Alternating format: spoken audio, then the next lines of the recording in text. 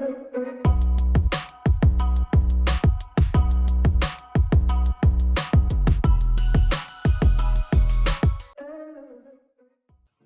guys, what's good? I hope you're having a really, really good day. Today I'm coming to you with something a bit different. I thought it would be quite cool to go over FIFA 21, some of the new features that they've added, and I think my five favorite features would be quite nice. So I'm going to be giving you my five favorite features. It's just my opinion, obviously. If you guys have played the game, please don't be afraid to drop into the comment section. Tell me what you prefer, what you don't like. Your preferences to the game, because obviously everybody's got their own opinion. But yeah, no, I just think FIFA 21 compared to FIFA 20 has dramatically improved, in a lot of different areas as well, which is really great. But five five of the areas that I would say they've improved are just amazing to me, because it affects like me personally when I play FIFA. Obviously, I play a lot of career mode. I basically started getting into Ultimate Team of late, but I've never really enjoyed playing Ultimate Team, to be fair. But I must say, of late, I've been hitting the grind with Ultimate Team. So yeah, let's just jump right into it. And for me, my number one favorite feature probably would be the agile dribbling and the creative runs. Now, a lot of people, they've spoken about how unrealistic FIFA can be at times. A lot of times in FIFA 20, I found myself having a very fast winger sprinting down the wing and crossing it in and scoring a goal, or doing something like that. Whereas now with the agile dribbling and the creative runs, it just allows you to do so much more. Um, it brings more of a realism factor to the game. You don't have to beat somebody with an outright pacey dude anymore. You can find a teammate who you've sent on a creative run by pushing R1, nope, I lied, L1, and flicking the right analog stick in the direction you want that person to run to. This is really, really helpful. You can have up to 5 different teammates running in the directions that you send them, and that can really open up your offense and help you a lot. It's a really good feature to the game. And then you have the agile dribbling, which you basically, it gives you more control over the player and over the ball.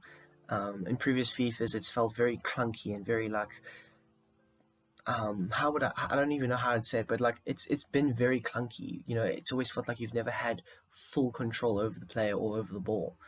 Now it's like, wow, this is amazing. You can actually be a prime Cristiano Ronaldo and do your step overs and have full control over the ball. Whereas before, it was always like, I'm going to do 1 or 2 skill moves and then I'm going to try and not lose the ball. And they've really done a good job in making sure that you have more control over your players. There's been 1 or 2 times that I've played and the computer has done me in, and I must say it's quite embarrassing, but at the same time, it's really nice, because you don't always want to have it your way. You want to have a realistic approach to the game. So if you have Messi coming at you, you're not going to straight up go and slide tackle the guy, because he's going to do something and he's going to get past you. So I really appreciate this feature, or these 2 features, more or less 2 features, but we've summed it up into one.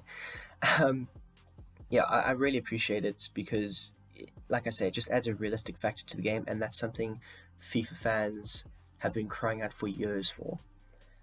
And speaking of stuff we've been crying out for years for, it's the player and the crowd reactions. For the big games in the past, you would score a goal, say it's Manchester United versus Liverpool, one of the biggest games in the world.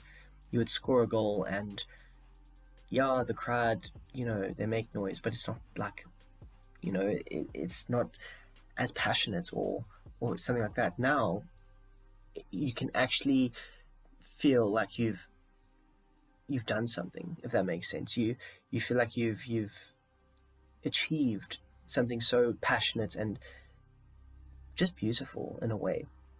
I mean, you see the player reactions, you see the crowd reactions. it's amazing. It really is. And the fact that they've added like features, if you score a late goal, for example, you see the opposing players, or even you yourself, you see your team or the opposing team, they go down, they're on their knees, they're angry, they're upset, maybe they're crying, I don't know.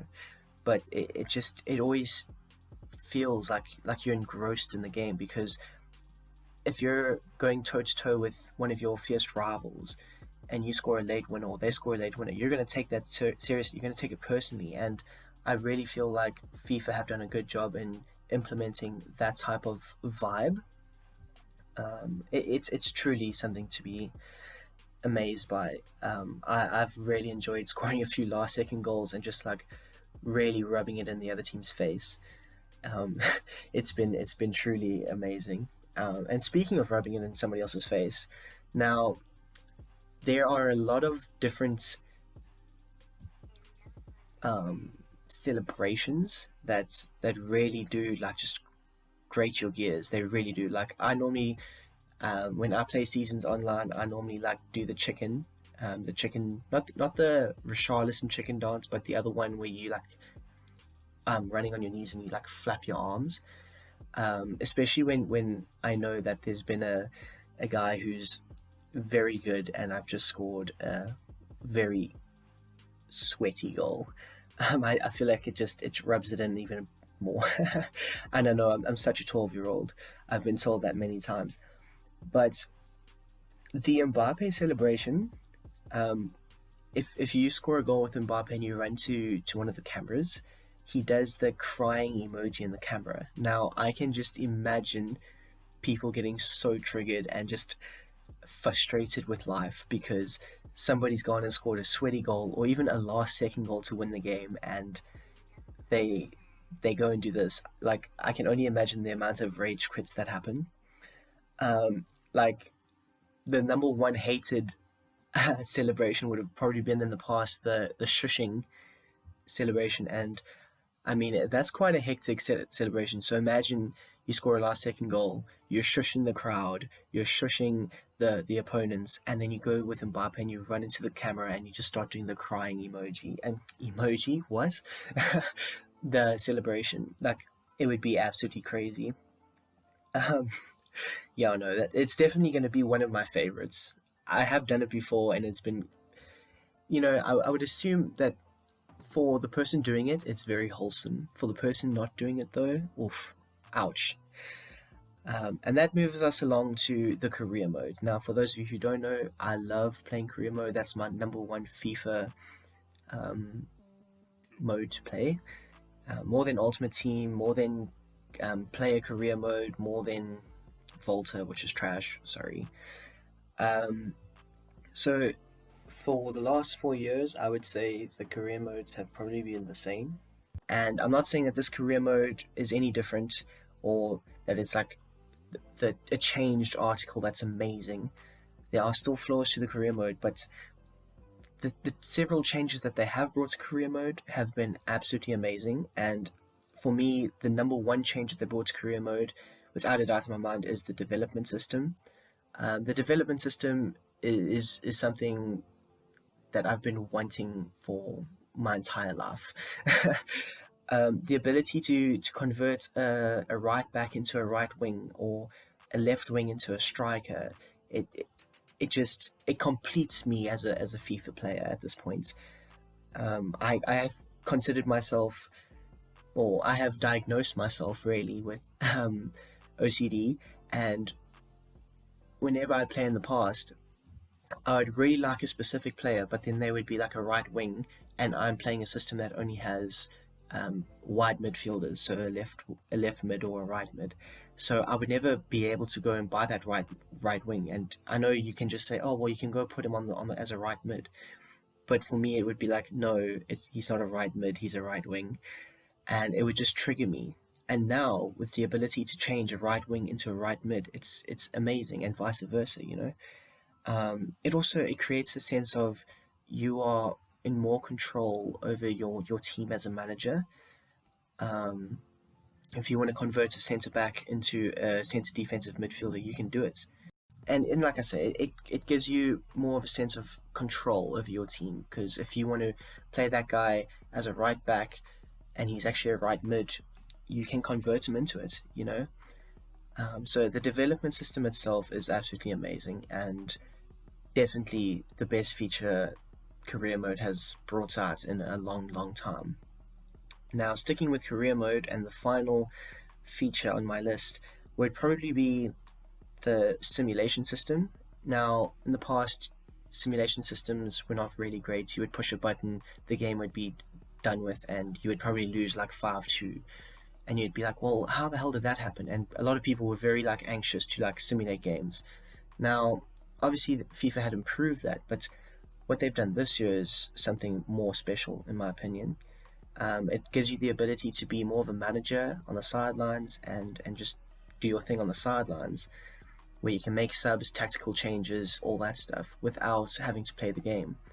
And they've also brought in the factor that if you want to jump into the game, you can, and it'll be a split second type thing. You won't have to worry about losing the ball or anything like that. As you push the button to say jump into game, that exact moment is where you will enter the game, and I think that's amazing. I've done that a lot with the free kicks. I love taking free kicks in FIFA. I'm not really good at them, but I do enjoy taking them. So, like, the minute I see my team has a free kick, I'll like jump in the game, take the free kick, and if I score, then I'll be like, yay. But generally, I miss, and I jump back to the sim and continue to simulate the game. So yeah, and just as a bonus feature, the new faces in the game have been absolutely amazing. My current favorite player at Manchester United, for those of you who don't know, I'm a Manchester United fan, is Bruno Fernandes. And obviously last season, he had a generic trash looking face, and it irritated me. It bugged the shit out of me. And obviously this season they've given him his real face, and it's just so fulfilling playing with Bruno Fernandes and Manchester United. But yeah, a lot of the new faces that they've brought in have been insane, and I really appreciate it. Like Bukayo Saka from Arsenal, really good young talent. He's got a real face, and for me in career modes and stuff, I only really sign players that have real faces. Like I say, a generic looking face, I seldom sign. It just irritates me. So it opens up more options for me, and I'm sure a lot of other career mode players to play career mode. So yeah, guys, that's going to be my 5 favorite features with a bonus one. I hope you've enjoyed this video. Please don't forget to like, share, and subscribe. And I hope you're going to have a really, really great day, because I know I am. And cheers for now.